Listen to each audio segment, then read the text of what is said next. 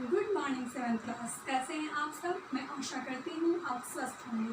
मैं रिया विद्या बाल भवन से संस्कृत की अध्यापिका हूँ। बच्चों, आज हम लोग रिवीजन करेंगे कारक, वर्णमाला, धातु रूप और संख्या। ठीक है, तो सबसे पहले देखते हैं हम लोग वर्णमाला। वर्णमाला आपके बुक पे पेज नंबर 6 पे दे रखा है, तो आप लोग देखिए। सबसे पहले भाषाया लघुतम अंश वर्ण इति कथ्यते। ठीक है, भाषा की सबसे छोटी इकाई को क्या कहते हैं? वर्ण कहते हैं। ठीक है, भाषा लघुतम अंश वर्ण इति कथ्यते। भाषाया लघुतम अंश वर्ण इति कथ्यते। ठीक है, भाषा की सबसे छोटी इकाई वर्ण कहलाती है। वर्ण द्विधा, वर्ण कितने प्रकार के होते हैं? 2 प्रकार का, स्वर वर्ण, व्यंजन वर्ण। स्वर वर्ण और व्यंजन वर्ण। सबसे पहले आता है स्वर वर्ण। यस्य वर्णस्य उच्चारणे अन्यस्य वर्णस्य सहायता न स्वीकृता स्वर वर्णस्य कथ्यते। ठीक है, वो वर्ण जिसमें किसी भी दूसरे वर्ण का सहायता न लिया जाता है, मतलब उस दूसरे वर्ण की सहायता को नहीं स्वीकार किया जाता है, वह स्वर वर्ण कहलाते हैं। स्वर वर्ण कितने प्रकार के हो गए? स्वर वर्ण 4 प्रकार के हो गए। फर्स्ट है हस्व स्वर। हस्व स्वर हो गया बच्चों अ, ई, उ, री और री। दीर्घ स्वर हो गया आपका आ, ई, उ, री। और संयुक्त स्वर हो गया आपका ए, ऐ, औ, औ। और अयोगवाह स्वर कौन कौन से हो गए? अम और अ। ठीक है, तो स्वर कितने हो गए? 4 प्रकार के, हस्व स्वर, दीर्घ स्वर, संयुक्त स्वर और अयोगवाह स्वर। इसके बाद आता है व्यंजन स्वर। ठीक है, अस्य वर्णस्य उच्चारण स्वर वर्णस्य सहायता भवति व्यंजन वर्ण इति कथ्यते। ठीक है, अस्य वर्ण से जिस वर्ण में उच्चारण में स्वर वर्ण का सहायता लिया जाता है वह कौन सा वर्ण कहलाता है? व्यंजन वर्ण। यानी कि व्यंजन वर्ण में स्वर वर्ण का सहायता लेकर हम बोलते हैं, तो इसलिए व्यंजन वर्ण जिसके उच्चारण में स्वर वर्ण की सहायता ली जाती है वो हमारा कहलाता है व्यंजन वर्ण। ठीक है, अब व्यंजन कितने प्रकार के होंगे? व्यंजन भी 4 प्रकार के होते हैं। स्पर्श वर्ण, ठीक है, अंतस्थ वर्ण और अंतस्थ व्यंजन और उष्मान व्यंजन और संयुक्त व्यंजन। सबसे पहले है स्पर्श वर्ण। ठीक है, स्पर्श वर्ण में आ गया आपका कवर्ग, चवर्ग, टवर्ग, तवर्ग और पवर्ग। कवर्ग के अंतर्गत कौन कौन सा वर्ण आ गए? क, ख, ग, घ और अंग, 5 वर्ण। फिर चवर्ग के अंतर्गत च, छ, ज, झ, ञ। इसके बाद टवर्ग के अंदर ट, ठ, ड, ढ, ढ़। तवर्ग के अंदर त, थ, द, ध, न। पवर्ग के अंदर प, फ, ब, भ, म। ठीक है, तो ये जो 5 वर्ग हो गए, ठीक है, कवर्ग, चवर्ग, तवर्ग और पवर्ग, ये होते हैं आपके स्पर्श वर्ग। इसके बाद आता है अंतस्थ हो गया आपका य, र, ल और व। ठीक है, इसके बाद है उष्मान वर्ण हो गए श, स, श और ह। ठीक है, आपका तालव्य स, मूर्धन्य स, दंत स और ह। इसके बाद है संयुक्त व्यंजन हो गया आपका छ, त्र, ज्ञ और श। छ, त्र, ज्ञ और श क्या हो गए? आपके संयुक्त व्यंजन। ठीक है, तो ये था आपका वर्णमाला। अब हम लोग देखते हैं बच्चों कारक। ठीक है, कारक का रिवीजन हम लोग करेंगे। तो चलिए देखिए कारक, आप अपने बुक का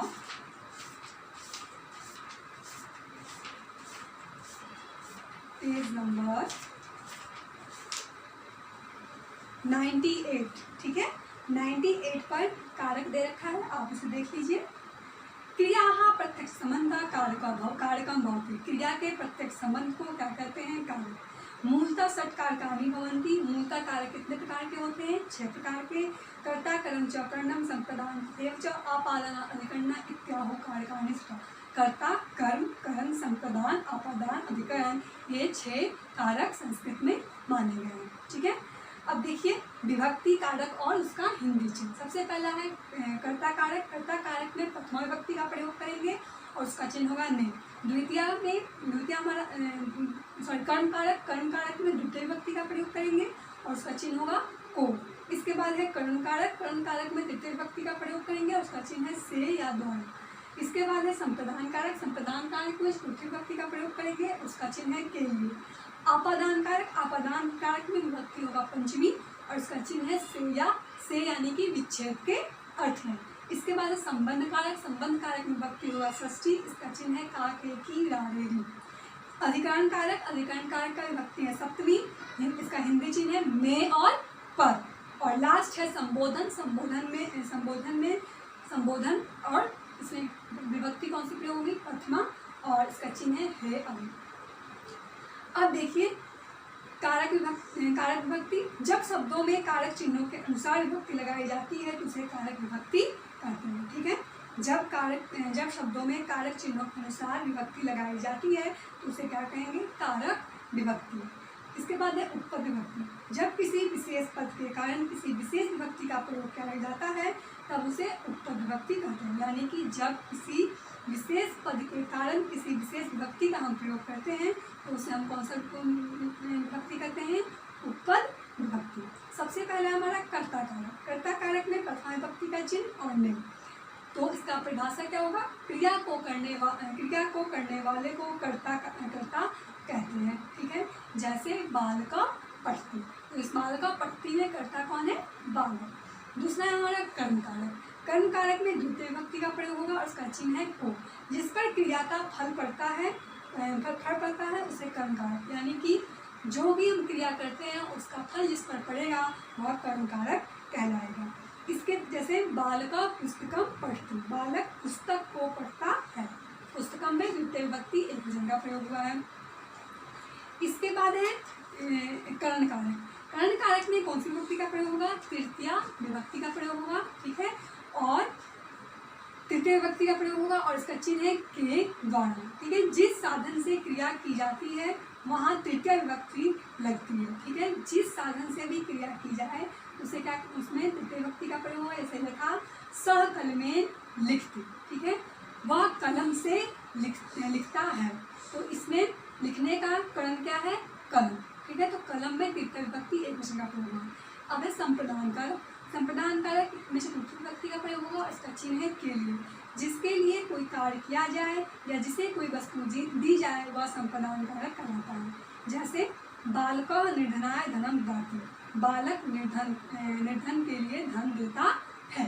तो निर्धनाय जिसको दे रहा है उसमें चतुर्थी विभक्ति का प्रयोग होगा। आपादान कारक पंचमी विभक्ति से अलग, मतलब जिस वस्तु से अलग होने के अर्थ में हम पंचमी विभक्ति का प्रयोग करते हैं। जिससे कोई वस्तु अलग हो, जैसे पेड़ से पत्ता अलग हो रहा है, ठीक है, तो उसमें क्या होगा, पंचमी विभक्ति का प्रयोग होगा। जिससे कोई वस्तु अलग हो उसमें अपादान कारक होता है, तब पंचमी विभक्ति का प्रयोग करते हैं। यथा वृक्षात् पत्राणि पतन्ति, वृक्ष से पत्ता क्या हो रहा है, अलग हो रहा है, तो वृक्ष में पंचमी विभक्ति का प्रयोग होगा। संबंध कारक षष्ठी विभक्ति, इसका चिन्ह है का के की। जिसका संबंध किसी से बताया जाए उसे संबंध कारक कहते हैं। जिसका संबंध किसी से बताया जाता है उसमें संबंध कारक का प्रयोग करते हैं। जैसे सह रामस्य भ्राता अस्ति, वह राम का भाई है। इसके बाद है अधिकरण कारक। अधिकरण कारक सप्तमी विभक्ति, सप्तमी विभक्ति का चिन्ह होगा में और अधिकरण कारक का चिन्ह होगा में और पर, और इसमें सप्तमी विभक्ति का हम प्रयोग करते हैं। क्रिया के आधार को, जो भी हम क्रिया करते हैं उसका कोई ना कोई आधार होता है, तो उस आधार, ठीक है, क्रिया के आधार को अधिकरण कारक कहते हैं। ठीक है, जैसे मैं लिख रही हूँ, तो लिखने का आधार क्या है, बोर्ड है ना, श्यामपट्ट। तो क्रिया के करने का जो भी आधार होता है बच्चों, उसमें सप्तमी विभक्ति का प्रयोग करते हैं, और वो कौन सा कारक होगा, अधिकरण कारक। ठीक है, उसका चिन्ह क्या होगा, में या पर। खगा वृक्षे वसंती, वृक्ष पे चिड़िया रहती हैं, तो उनका रहने का आधार क्या है बच्चों, वृक्ष है। ठीक है, तो जो आधार होता है उसमें सप्तमी विभक्ति का प्रयोग होता है। अब संबोधन कारक, संबोधित करने के अर्थ में संबोधन कारक होता है। ठीक है, अगर हम किसी को संबोधित करते हैं तो उस अर्थ में संबोधन कारक का प्रयोग करते हैं। और यहाँ प्रथमा विभक्ति के समान ही होता है। जैसे हे बालक आगच्छ, हे बालक आओ। ठीक है, अब है उपपद विभक्ति। उपपद विभक्ति, ठीक है, उपपद किसे कहते हैं? जब किसी विशेष पद के कारण किसी विशेष विभक्ति का हम प्रयोग करते हैं। तो सबसे पहले है इसमें द्वितीय विभक्ति। द्वितीय विभक्ति का उपपद क्या होगा? सेव, रक्ष, ठीक है। सेव, द्वितीय विभक्ति में सेव, रक्ष, गम तथा आगम धातु के साथ प्रति अनुरूप अधिक उपसर्गों के साथ बिना पढ़ता उभता अधिक संज्ञा निक्सा प्रति अव्ययों के साथ, ठीक है। द्वितीय विभक्ति का उपपद कौन कौन सा हो गया? सेव हो गया, रक्ष हो गया, गम, आगम धातु, ठीक है, प्रति अनुरूप जो उपसर्ग है वो उनके साथ, बिना पढ़ता उभता अधिक संज्ञा निक्सा प्रति अव्ययों के साथ द्वितीय विभक्ति के उपपद का प्रयोग करते हैं। अब है तृतीय विभक्ति। तृतीय विभक्ति दा, रूप, रुच, स्त्री, क्रुद्ध, स्वाहा आदि धातुओं के साथ तृतीय विभक्ति के उपपद का प्रयोग होता है। पंचमी विभक्ति भय, पृथक, उपेक्षा, दूर, ऋते, बही, आरव्य, प्रमाद, जिसमें रक्षा की जाए उसमें जिसकी रक्षा की जाए उसमें क्या होगा? पंचमी विभक्ति का प्रयोग। इसके बाद है षष्ठी विभक्ति। षष्ठी विभक्ति सदृश, हेतु, स्मृति, दूर, समीप, अंतर का निर्धारण में षष्ठी विभक्ति लगती है। सदृश के अर्थ में, हेतु के अर्थ में, स्मृति यानी कि स्मरण करने के अर्थ में, दूर के अर्थ में, समीप के अर्थ में, ठीक है, अंतरे उसके बिना, निर्धारण चीज को निर्धारित करने के अर्थ में, निश्चित करने के अर्थ में षष्ठी विभक्ति का हम उपपद का प्रयोग करते हैं। सप्तमी विभक्ति अनुराग, स्नेह, दूर, आतंके, प्रवीण, चतुर, निपुण आदि शब्द में सप्तमी विभक्ति का प्रयोग होता है, ठीक है। अनुराग के अर्थ में, स्नेह के अर्थ में, दूर के अर्थ में, आतंके, अंत के, प्रवीण, चतुर और निपुण के अर्थ में सप्तमी विभक्ति का उपपद प्रयोग होता है। अब उदाहरण देखिए द्वितीय विभक्ति का। विद्यालय पढ़ता वृक्षाः सन्ति। विद्यालय के चारों ओर क्या है? वृक्ष है। तो विद्यालय में क्या हुआ है? द्वितीय विभक्ति का प्रयोग हुआ है। और यहाँ पे जो उपपद है विशेष अर्थ पढ़ता उपपद का प्रयोग किया गया है। तृतीय विभक्ति अहम रामेण सह विद्यालय गच्छामि। मैं राम के साथ विद्यालय जाता हूँ, ठीक है। तो यहाँ पे जो उपपद है वो है सह, ठीक है, और रामेण में द्वितीय विभक्ति का प्रयोग हुआ। चतुर्थी विभक्ति में गुरुवे नमः, यानी कि अच्छे से चतुर्थी विभक्ति का उपपद नहीं रखा है। नमः, स्वाहा आदि, नमस्कार आदि के अर्थ में चतुर्थी विभक्ति का उपपद होता है, ठीक है। जैसे चतुर्थी विभक्ति का उपपद हो गया गुरुवे नमः, गुरु को नमस्कार है। अगन्य स्वाहा, ठीक है। तो इन सब में चतुर्थी विभक्ति का प्रयोग हुआ है। गुरुवे में, अगन्य में चतुर्थी विभक्ति का प्रयोग हुआ है, ठीक है। और उपपद हो गया हमारा नमः और स्वाहा। पंचमी विभक्ति सगृहात् बहिः क्रीडन्ति। वह घर के बाहर खेलता है, ठीक है। तो गृहात् में पंचमी विभक्ति एक वचन का प्रयोग हुआ है और उपपद है बहिः। षष्ठी विभक्ति वृक्षस्य उपरि वानराः कूदन्ति। वृक्ष के ऊपर वानर कूदते हैं। तो वृक्षस्य में षष्ठी विभक्ति का प्रयोग हुआ है, ठीक है। और हमारा जो उपपद है वो है ऊपरी। सप्तमी विभक्ति माता पुत्रे स्नेहति, ठीक है। माता पुत्रे स्नेहति, तो पुत्रे में क्या है? सप्तमी विभक्ति, और स्नेहति हमारा क्या है? उपपद, ठीक है बच्चों। तो ये था कारक। इसके बाद देखते हैं हम लोग धातु रूप। धातु रूप आज हम लोग देखेंगे अस्था का, ठीक है, वस का और पच का। तो अस्था का धातु रूप आपके बुक में दे रखा है, आप लोग निकाल लीजिए। पेज नंबर 120, ठीक है। अस्था का चेंज होकर क्या होता है? तिष्ठा होता है। और तिष्ठा का अर्थ क्या होगा? ठहरना, ठीक है। तिष्ठा का अर्थ क्या होता है बच्चों? ठहरना। अब देखते हैं इसका हम लोग। सबसे पहले लट लगाओ, ठीक है। प्रथम पुरुष एक वचन में क्या होगा? तिष्ठति, द्विवचन में तिष्ठता और बहुवचन में तिष्ठन्ति। मध्यम पुरुष में तिष्ठसि, तिष्ठता, तिष्ठता। और उत्तम पुरुष में तिष्ठामि, तिष्ठाव, तिष्ठामि। इसके बाद है लिट लकार। लिट लकार में क्या हो जाएगा बच्चों? स्थास्यति, मूल शब्द आ जाएगा यहाँ पे, ठीक है। तिष्ठ न होकर अस्थ, स्थास्यति, अस्थास्यता, अस्थास्यन्ति, ठीक है। मध्यम पुरुष में अस्थास्यसि, अस्थास्यथा, अस्थास्यत। और उत्तम पुरुष में अस्थास्यामि, अस्थास्याव, अस्थास्यामि। इसके बाद है लंग लकार। लंग लकार प्रथम पुरुष में अतिष्ठता, द्विवचन में अतिष्ठताम, बहुवचन में अतिष्ठन, मध्यम पुरुष में अतिष्ठ, अतिष्ठितम, अतिष्ठत और उत्तम पुरुष में अतिष्ठम, अतिष्ठाव और अतिष्ठाम। इसके बाद है लोट लकार। लोट लकार यानी कि अनुज्ञा और आदेश के अर्थ में लोट लकार का प्रयोग होगा। तो इसका हो जाएगा प्रथम पुरुष एकवचन में तिष्ठतु, तिष्ठताम, तिष्ठन्तु, मध्यम पुरुष में तिष्ठ, तिष्ठतम, तिष्ठत, तिष्ठत और उत्तम पुरुष में तिष्ठाने, तिष्ठाव, तिष्ठामि। और इसके बाद लास्ट है विधिलिंग लकार। विधिलिंग लकार में विधिलिंग लकार आस्था का क्या होगा? प्रथम पुरुष एकवचन में तिष्ठते, तिष्ठे, द्विवचन में तिष्ठताम और बहुवचन में तिष्ठेन। मध्यम पुरुष में तिष्ठे, मध्यम पुरुष एकवचन में तिष्ठे, द्विवचन में तिष्ठतम और बहुवचन में तिष्ठे। इसके बाद है उत्तम पुरुष। उत्तम पुरुष एकवचन में तिष्ठेन, ठीक है, द्विवचन में तिष्ठे और बहुवचन में तिष्ठेन, ठीक है। तो उत्तम पुरुष में क्या होता है? तिष्ठेन, तिष्ठेव, तिष्ठेन, ठीक है। तो ये था हमारा आस्था का धातु। इसके बाद आता है वस। वस का भी कैसे होगा? ऐसे ही रूप चलेगा। वस का देखिए लट लकार यानी कि वर्तमान काल में प्रथम पुरुष में वस्ती, वस्ता, वसंती, मध्यम पुरुष में वस्ती, वस्ता, वसत, उत्तम पुरुष में वसामी, वसावा, वसामी। लोट लकार, ठीक है, यानी कि अनुज्ञा के अर्थ में कैसे होगा? प्रथम पुरुष एकवचन में वस्तु, द्विवचन में वस्ताम, बहुवचन में वसंती, मध्यम पुरुष में वस, द्विवचन में वस्तम, बहुवचन में वसत, उत्तम पुरुष में वसानी, वसा, वसाम। इसके बाद है लंग लकार। लंग लकार यानी कि भूतकाल अर्थ में। भूतकाल अर्थ में प्रथम पुरुष एकवचन में अवसत, द्विवचन में अवस्था, बहुवचन में अवसन, मध्यम पुरुष में अवस, द्विवचन में अवस्थम और बहुवचन में अवसन। उत्तम पुरुष एकवचन में अवसम, द्विवचन में अवसाव और बहुवचन में क्या हो जाएगा? बहुवचन में अवसम। तो उत्तम पुरुष में क्या होगा? अवसम, अवसाव और अवसम। इसके बाद है विधिलिंग लकार। विधिलिंग लकार यानी कि चाहिए अर्थ में प्रयोग होता है।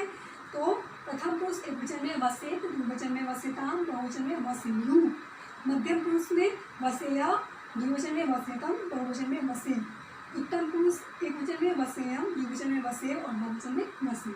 लास्ट है लिट लकार। लिट लकार प्रथम पुरुष एकवचन में हो जाएगा वत्स्यति, वत्स्यता, वत्स्यन्ति, मध्यम पुरुष एकवचन में वत्स्यसि, वत्स्ता, वत्स्यत, ठीक है, और उत्तम पुरुष एकवचन में वत्स्यामि, वत्स्यावा और वत्स्यावा, ठीक है। तो ये था वस का धातु। अब आता है हमारा लास्ट है एक धातु रूप है, वो है पच का। तो पच का क्या होगा? मतलब बताइए। पस्ती, पस्ता, पचंती, मध्यम पुरुष में पस्सी, पस्ता, पछत, पस्सी, पछत, पस्ता, पछत, ठीक है, और उत्तम पुरुष में पचामी, पचावा, पचामी। इसके बाद आता है हमारा लंग लकार। लंग लकार प्रथम पुरुष एकवचन में अपचत, द्विवचन में अपचताम, बहुवचन में अपचन, मध्यम पुरुष में अपचम, अपचतम, अपचत और उत्तम पुरुष में अपचम, अपचा और पचाम, ठीक है। इसके बाद है लिट लकार। लिट लकार प्रथम पुरुष एकवचन में पक्षति, द्विवचन में पक्षता और बहुवचन में पक्षयन्ति, ठीक है। मध्यम पुरुष एकवचन में पक्षसेसी, पक्षता और पक्षत, उत्तम पुरुष में पक्षयामी, पक्षयावा और पक्षयामी। इसके बाद है लोट लकार। लोट लकार यानी कि आज्ञा के अर्थ में प्रथम पुरुष एकवचन में पस्तु, द्विवचन में पस्ताम, बहुवचन में पचंतु, मध्यम पुरुष एकवचन में पच, पस्तम, पचत और उत्तम पुरुष में पचानी, पचाओ, पचत। लास्ट है विधिलिंग। विधिलिंग लकार में चाहिए अर्थ होता है प्रथम पुरुष में पचेत, द्विवचन में पचिताम और बहुवचन में पचेयम, मध्यम पुरुष एकवचन में पचेय, द्विवचन में पचेतम और बहुवचन में पचेय और उत्तम पुरुष एकवचन में पचेयम, द्विवचन में पचेय और बहुवचन में पचे। तो ये था विधिलिंग लकार, ठीक है। विधिलिंग लकार उत्तम पुरुष पचेयम, पचे, पचे, ठीक है। तो ये था हमारा पच का धातु रूप। अब जो हमारा लास्ट टॉपिक है वो है संख्यावाचक शब्द। संख्यावाचक आप शब्द यानी कि संख्या आपको 1 से लेकर 7 तक आ रहा है। 1 को एका बोलेंगे, 2 को दौ, द्वे, द्वि, 3 को त्रे, तिस्र, त्रीणि, 4 को चत्वार, चतुस्र, चत्वारि, 5 को पंच, 6 को षट, 7 को सप्त, 8 को अष्ट, 9 को 9, 10 को 10, 11 को एकादश, 12 को द्वादश, 13 को त्रयोदश, 14 को चतुर्दश, 15 को पंचदश। ठीक है, पेज नंबर 122 पर आपका संख्या दे रखा है ना बच्चों, तो वहाँ से आप संख्या शब्द याद करेंगे।